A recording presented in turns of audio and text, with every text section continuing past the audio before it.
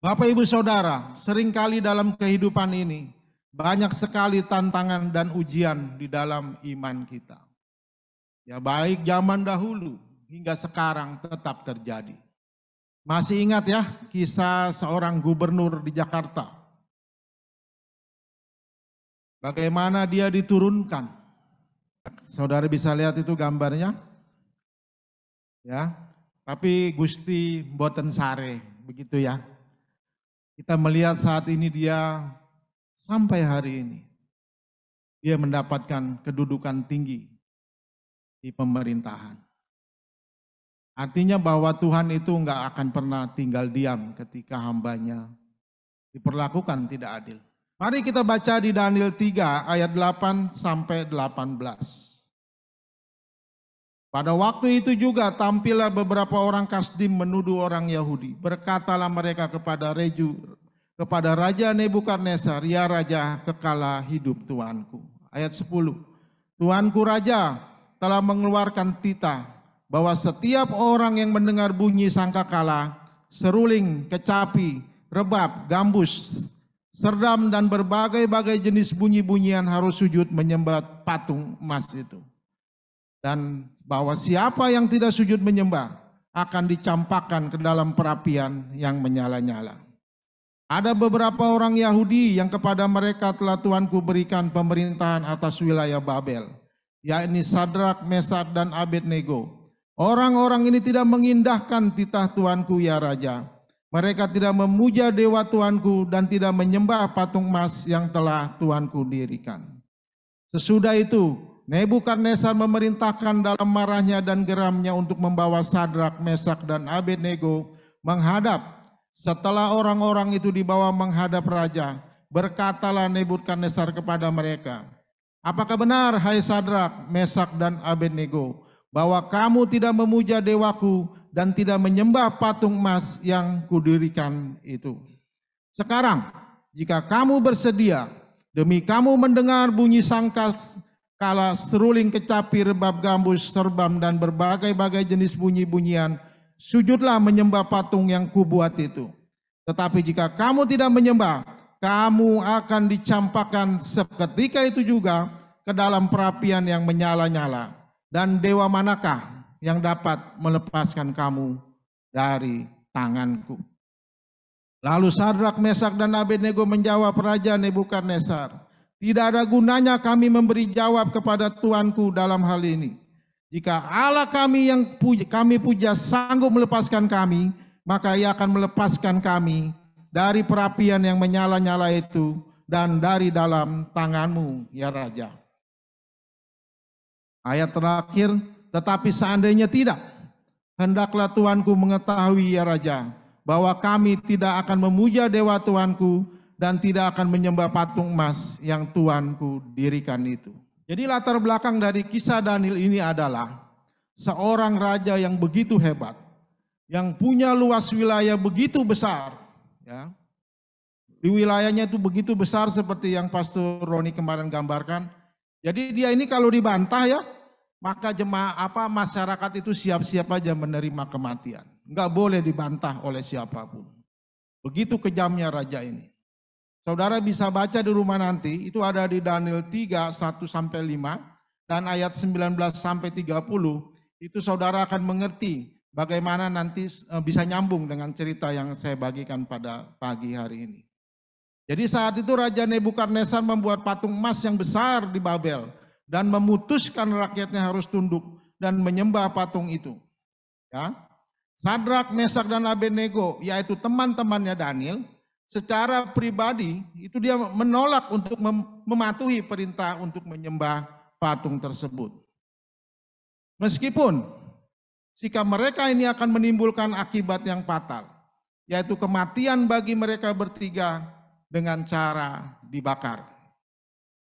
Akhirnya raja mengetahui hal tersebut dari Kasdim yang melaporkannya.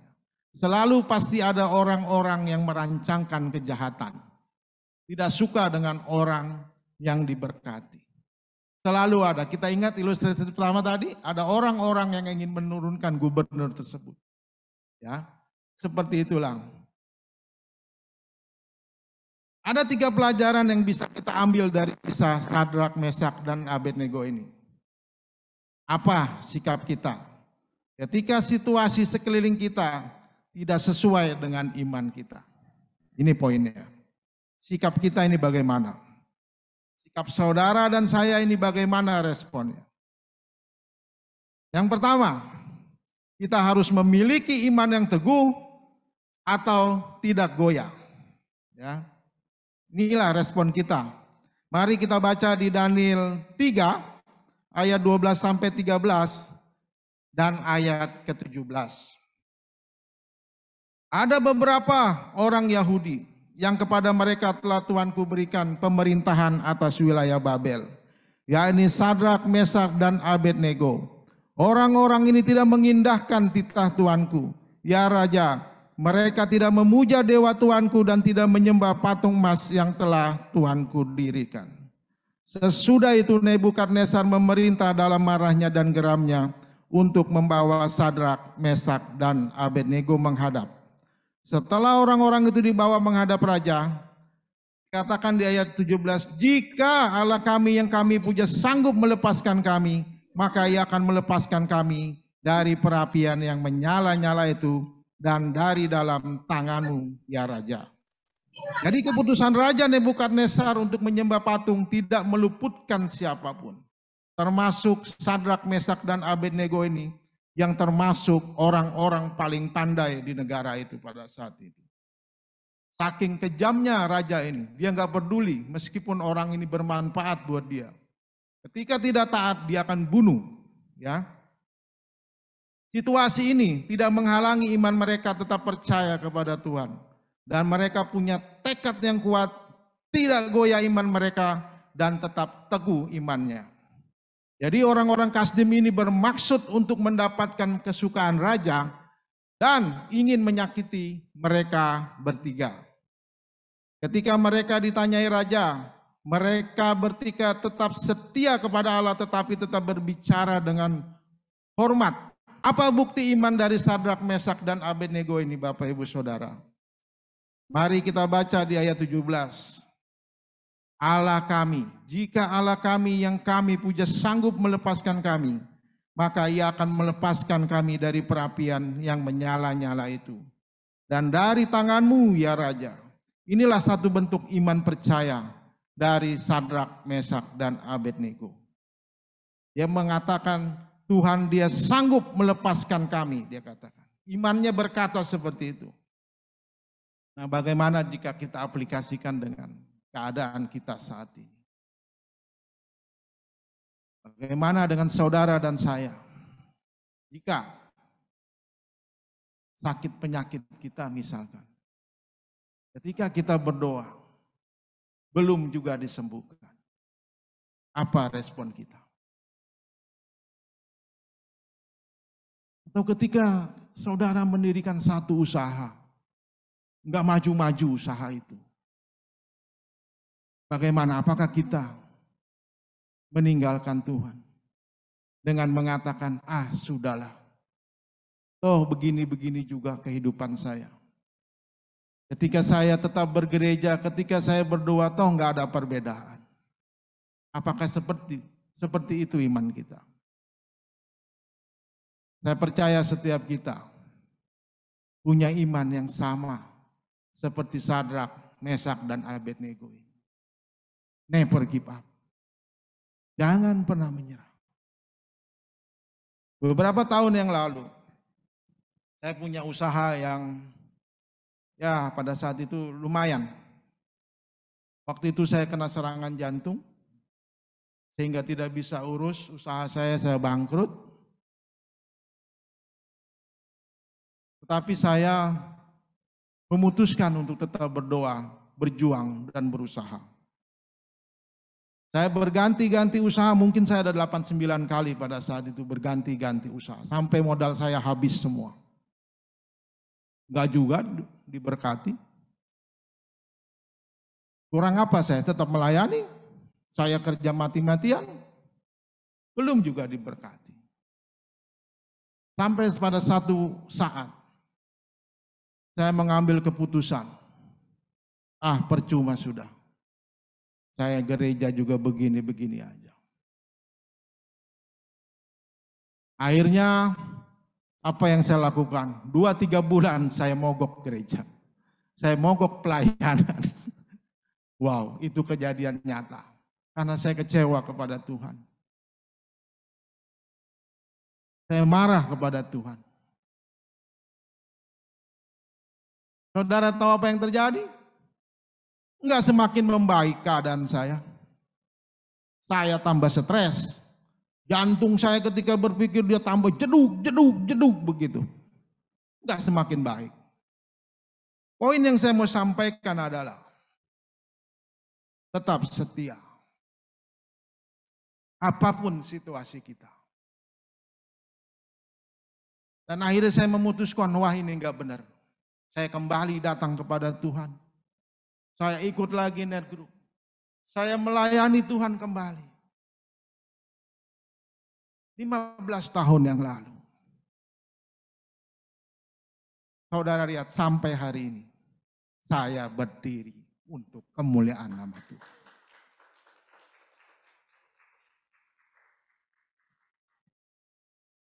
Saya percaya saksian ini membangun setiap kita pada pagi hari ini.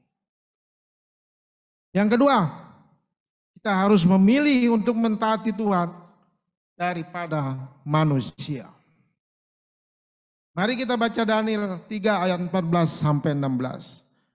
14, berkatalah Nebukadnezar kepada mereka, apakah benar hai Sadrak, Mesak dan Abednego, bahwa kamu tidak memuja dewaku dan tidak menyembah patung emas yang kudirikan itu? Sekarang jika kamu bersedia, demi kamu mendengar bunyi sangkakala, seruling, kecapi, rebab dan gambus, serdam dan berbagai jenis bunyi-bunyian, sujudlah menyembah patung yang kubuat itu. Tetapi jika kamu tidak menyembah, kamu akan dicampakkan seketika itu juga ke dalam perapian yang menyala-nyala. Dan dewa manakah yang dapat melepaskan kamu dari dalam tanganku? Begitu sombongnya raja ini. Dewa manakah yang sanggup menolong kalian?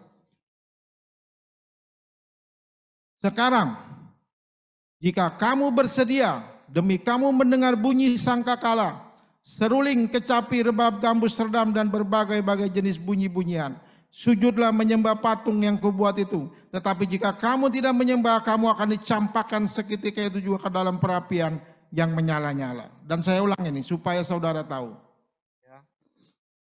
Lalu Sadrak, Mesak dan Abednego menjawab Raja Nebukadnezar, tidak ada gunanya kami memberi jawab kepada tuanku dalam hal ini. Ketika Sadrak, Mesak dan Abednego diperintahkan untuk mentaati raja daripada Tuhan, mereka menolak, tetapi dengan sikap tetap hormat ketika menjawab raja. Ini perlu ya, kita harus tetap respect kepada orang. Ketika mereka menyangkal iman kita, kita lawan dengan emosional, itu enggak ada sesuatu yang berbekas di hati mereka, sama aja. Tapi ketika kita respect dengan mereka, mereka akan melihat, oh beda ya dengan saya. Itu bedanya. Kita harus tetap menghormati mereka. Lalu Sadrak dan Abednego menjawab, tidak ada gunanya kami menjawab kepada Tuanku dalam hal ini. Ketika Sadrak, Mesak dan Abednego diperintahkan untuk mentaati raja daripada Tuhan, mereka menolak, tetapi dengan sikap hormat. Mereka juga tidak membalas kepada orang-orang Kasdim yang membuat mereka terlibat dalam masalah karena apa yang dilakukan oleh Kasdim tersebut. Mereka tidak membalas. Ketaatan mereka kepada Tuhan tidak membuat mereka menjadi takut. Meskipun maut mengancam mereka, yaitu dimasukkan dalam perapian yang menyala-nyala. Ketika orang lain tidak setuju dengan keyakinan kita, Bapak Ibu Saudara, kita harus tetap mempertahankan iman kita. Seperti Sadrak, Mesak dan Abednego ini. Begitu banyak teman-teman saya. Bahkan dia sampai ditelanjangin. Dia perempuan, tetapi imannya tetap kokoh. Apa yang terjadi? Orang tuanya berbaikan kembali, bahkan memberikan warisan kepada anak tersebut. Perhatikan iman. Tuhan memperhitungkan setiap iman saudara dan saya. Tidak ada yang pernah disia-siakan. Selalu Tuhan menolong tepat pada waktunya. Mari kita baca Efesus 6 ayat 10 sampai 13. Ini judulnya, perlengkapan rohani melawan si jahat. Akhirnya hendaklah kamu kuat di dalam Tuhan, di dalam kekuatan kuasa-Nya. Kenakanlah seluruh perlengkapan senjata Allah, supaya kamu dapat bertahan melawan tipu muslihat iblis.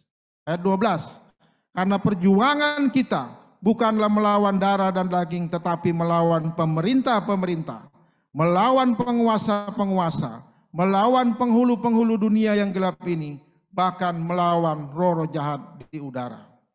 Sebab itu ambillah seluruh perlengkapan senjata Allah supaya kamu dapat mengadakan perlawanan pada hari ini yang jahat itu, dan tetap berdiri sesudah kamu menyelesaikan segala sesuatu. Kita nggak akan bisa ketika melawan sesuatu masalah dengan ego kita, dengan pikiran kita, itu nggak akan bisa. Karena kemampuan kita sangat terbatas. Tetapi ketika saudara dan saya berdoa, Tuhan tolong saya. Apa yang harus saya beri jawab kepada orang ini? Hikmat akan turun. Pewahyuan akan turun. Tuhan akan membela kita. Tidak akan Dia mempermalukan kita. Saya tahu keadaan ini bisa membuat orang bisa menjadi stres demikian rupa. Situasi ini, bahkan ditambah perang Rusia ini, semua akan kacau balau kalau terus berlanjut. Bisa perang dunia ketiga. Apa sih yang bisa membuat kita tetap tenang?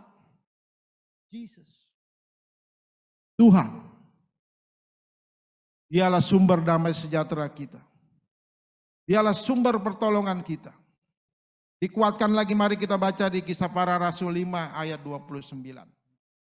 Tetapi Petrus dan rasul-rasul itu menjawab, katanya, kita harus lebih taat kepada Allah daripada kepada manusia. Petrus kuatkan kembali. Kita harus lebih taat kepada Allah kita daripada penguasa, daripada masalah kita. Jadi, apa sikap kita ketika situasi sekeliling kita tidak sesuai dengan iman kita? Yang pertama tadi apa? Kita harus memiliki iman yang teguh, ya, tidak goyah. Yang kedua, kita harus memilih untuk mentaati Tuhan daripada manusia. Ya. Yang ketiga, kita harus ingat bahwa Tuhan adalah sumber pertolongan kita. Dialah sumber kekuatan kita. Jawaban Sadrak, Mesak, dan Abednego terhadap raja mencerminkan keyakinan iman mereka kepada Tuhan. Mencerminkan. Mereka percaya Tuhan dapat menolong dan membebaskan mereka. Bahkan dikatakan jika Tuhan tidak menolong mereka pun mereka tetap percaya. Ini adalah iman yang luar biasa. Dia bilang begini, kalau Tuhan juga nggak tolong, nggak apa-apa. Saya akan menganggap Tuhan itu sebagai Tuhan saya sampai akhir hidup saya. Ya, itulah iman.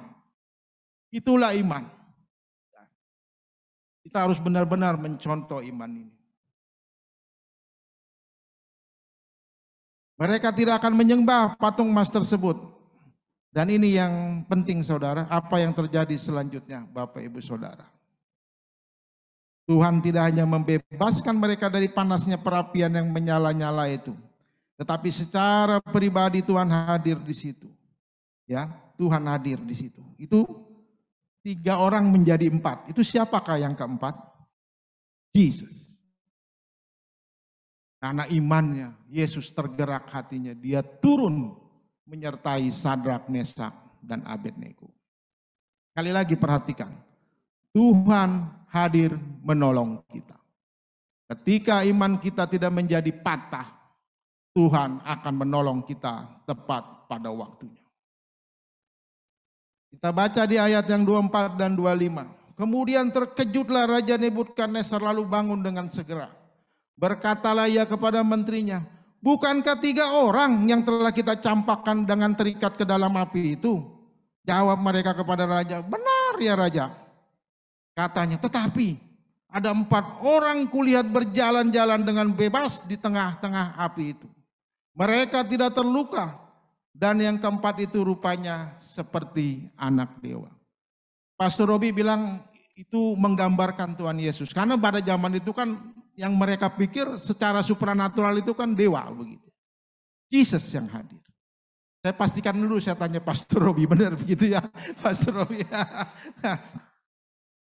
Jadi seperti itu. Sebenarnya itulah Yesus yang bersama dengan mereka. Raja sendiri melihat orang keempat yang muncul seperti putra dewa. Dan kita lanjutkan di ayat 26. Lalu Nebukadnezar mendekati pintu perapian yang menyala-nyala itu.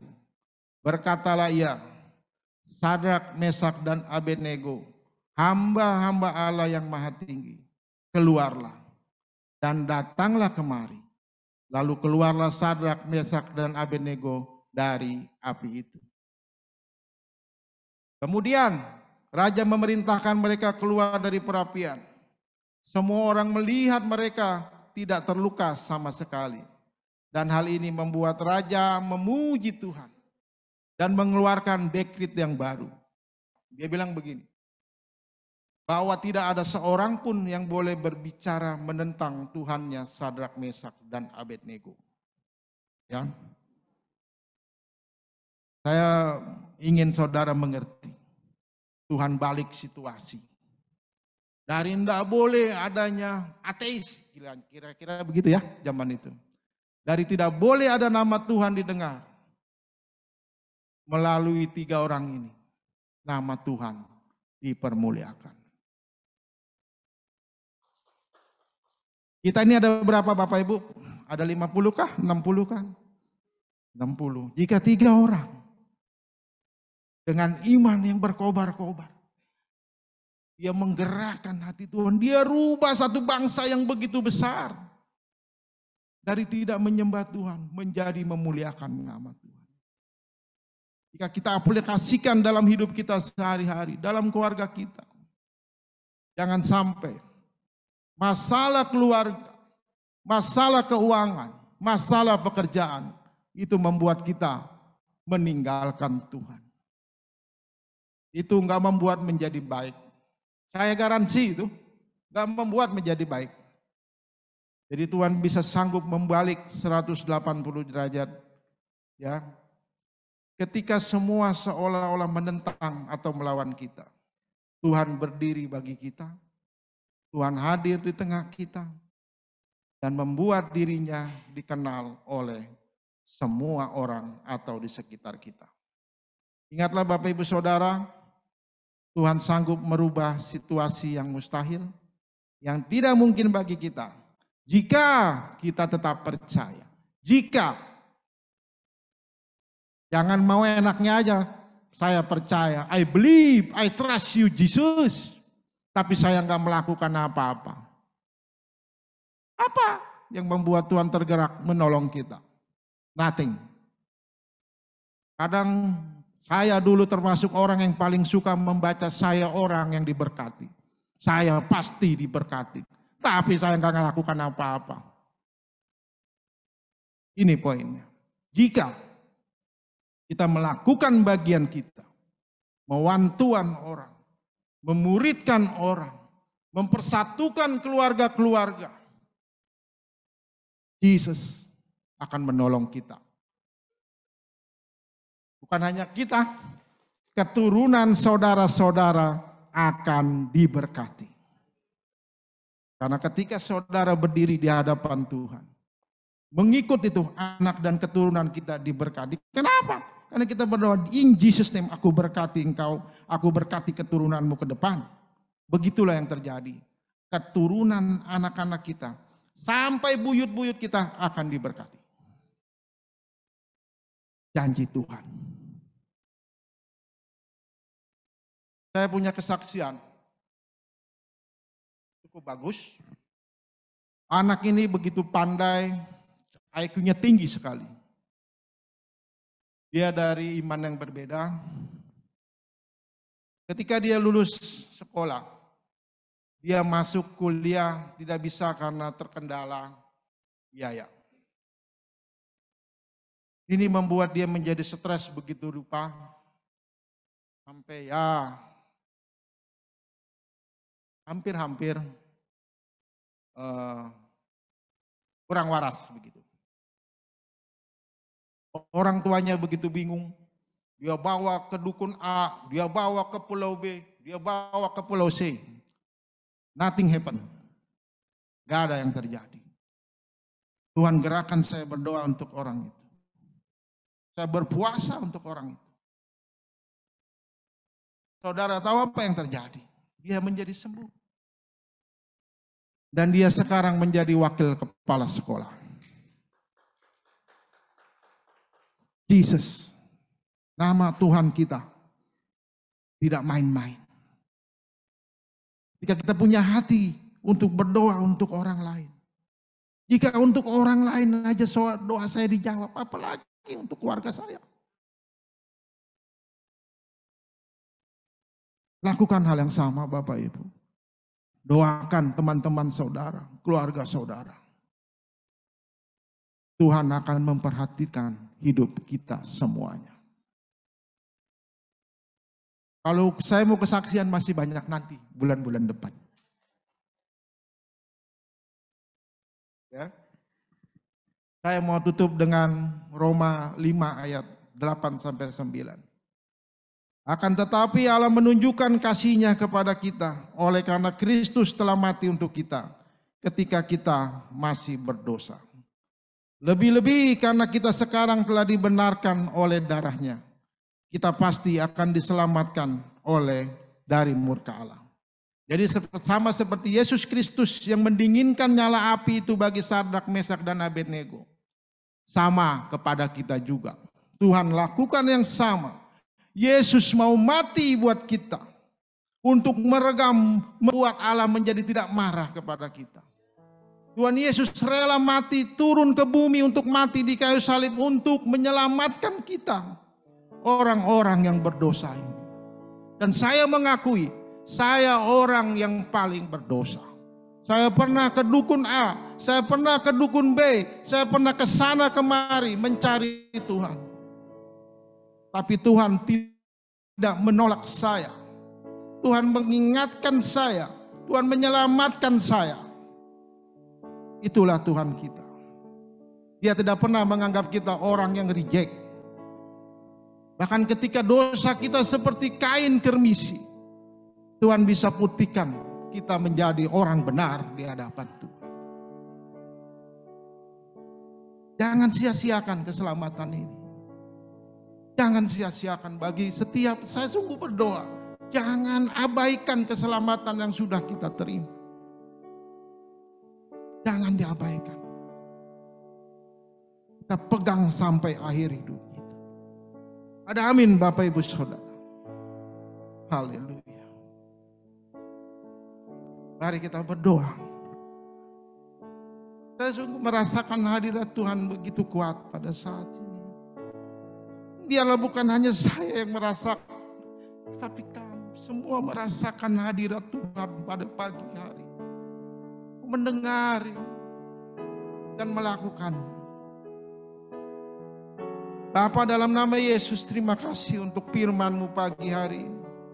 Kami mau tetap punya iman yang kuat Tuhan.